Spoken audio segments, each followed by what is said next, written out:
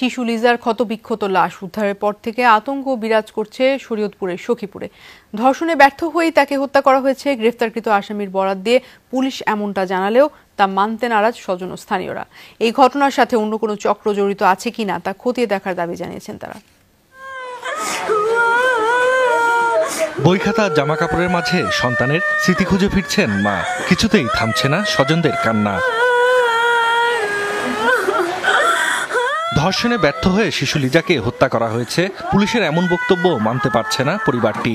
অপহরণ ও হত্যার পিছনে অন্য কোনো উদ্দেশ্য ছিল বলে ধারণা তাদের। ফরিদ যেদিন আমার মেয়েটা হারিয়ে যায় ওই দিনই সে ঢাকা চলে যায়। ওই দিন আমি খোঁজতে গিয়া পাইলাম, পাওয়ার পরে দেখি আমার মেয়ের বালক, কিডনি, অল ইত্যাদি যা সব নিয়ে গেছে। লাশটা এই কয়দিনে পৌঁছতে পারে না। তবে ফরিদের পিছনে আরো কিছু সংখ্যক লোক আছে। ও টাকার দরকার, ও টাকা লইছে, ওর জায়গা ওই মদ খায়, গাঁজা খায়, বা 2 দিন পর বউ মারা যায়, টিন বাইরে, ঘর বাইরে। মৃতদেহে কিডনি, লিভার সহ বিভিন্ন অঙ্গ প্রত্যঙ্গ না থাকার বিষয়টি আতঙ্কিত করে তুলেছে স্থানীয়দের। গ্রেফতারকৃত ফরিদের অতীত কর্মকাণ্ড বিবেচনায় নিয়ে এর সাথে অন্য কোনো চক্র জড়িত আছে কিনা তা খতিয়ে দেখার দাবি জানিয়েছেন তারা।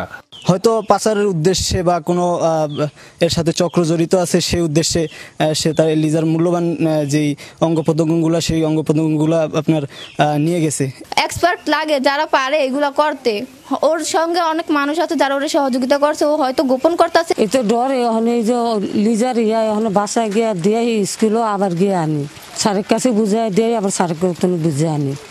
এদিকে একই দিনে সখীপুর থেকে নিখোঁজ আরেক শিক্ষার্থী 12 বছরের সিয়ামের খোঁজ মেলেনি এখনো। জাহিদ হাসান, যমুনা নিউজ।